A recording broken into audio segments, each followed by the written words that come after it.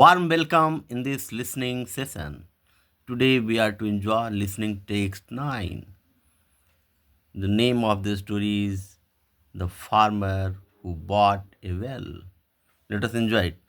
One day, an old farmer wanted to taste his three daughters and gave them a bag of grains each.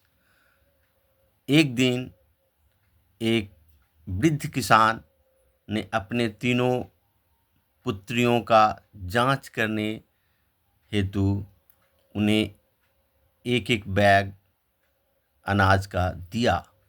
यानी प्रत्येक पुत्री को एक एक bag अनाज दिया। He told them to use the grains in the best way possible and to come back home after a year. उसने उनसे कहा कि इस अनाज को भली भांति व्यवहार में लाओ, इसका प्रयोग करो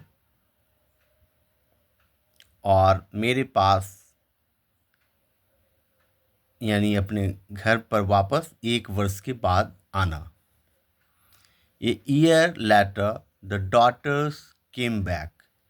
1 वर्ष के बाद उनकी पुत्रियां घर वापस आईं। The old farmer asked his daughters what they did with their bag of grains. तो उस वृद्ध किसान ने पुत्रियों से पूछा कि तुम लोगों ने उस अनाज के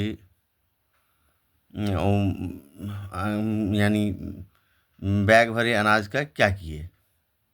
मैंने जो तुम्हें एक एक बैग अनाज दिया था उसका तुमने क्या किया। The first daughter said, I fed the grains to the birds in the field. तो पहली पुत्री ने कहा कि मैं उन अनाज को पक्षियों को खिलाई।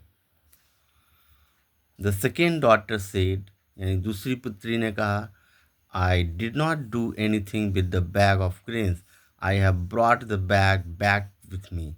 उसने कहा कि मैंने उस अनाज का कुछ नहीं किया, मैं अनाज के बैग को वापस लेते आई हूँ। The old farmer felt disappointed with their answers.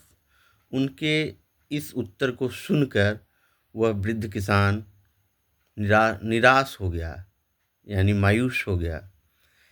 He had hoped that his daughters would be wise enough to use the bag of grains to increase their wealth. किसान आशा करता था कि उनकी पुत्रियां काफ़ी बुद्धिमान होगी, जिससे कि वो अपने धन को बढ़ा पाएंगी। यानी उस दिए गए अनाज से वह अपने धन को बढ़ा पाएंगी, ऐसा किसान आशा करता था। He asked his third and youngest daughter what she did with her bag of grains. तब उसने अपने तीसरे पुत्री से पूछा कि तुमने अनाज का क्या किया। The third daughter said, I sowed the grains in the fields, watered them and watched the crops grow. तीसरी पुत्री कही कि मैं उन अनाज के दानों को खेत में बोई, उसमें पानी पटाई और उसके बढ़ने हेतु उसकी निगरानी की। I had a good harvest this year, और इस साल मुझे अच्छी फसल हुई। Now I need men and bullocks to harvest the crops and carts to carry the wheat grains home. और अब यानी अब मुझे लोगों की और बैलों की आवश्यकता है, ताकि मैं अपने फसल को वाहन पर यानी गाड़ी पर करके अपने घर ले जा सकूं। The farmer was finally happy that his youngest daughter was not only intelligent but also hard working.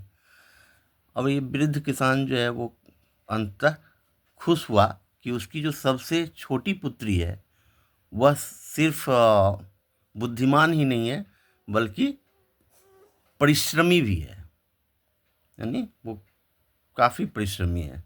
Now he could happily leave his property and wealth to her, और अब वह खुशी खुशी अपनी संपत्ति को उस पर छोड़ पाया। यानी गार्जियन अपने पुत्रियों का टेस्ट लिए कि उसमें सबसे समझदार कौन है, कौन उनके दिए गए अनाज का सदुपयोग भली भांति कर सकता है, और उसी पर उन्होंने अपने प्रॉपर्टी का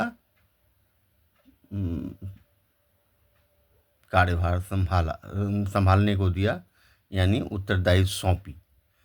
तो इसी तरह प्रत्येक माता पिता अपने बच्चों से अपेक्षा रखते हैं और उनकी जांच लेते हैं। हमें उस पर खरा उतरने का प्रयास करना चाहिए। In the same way,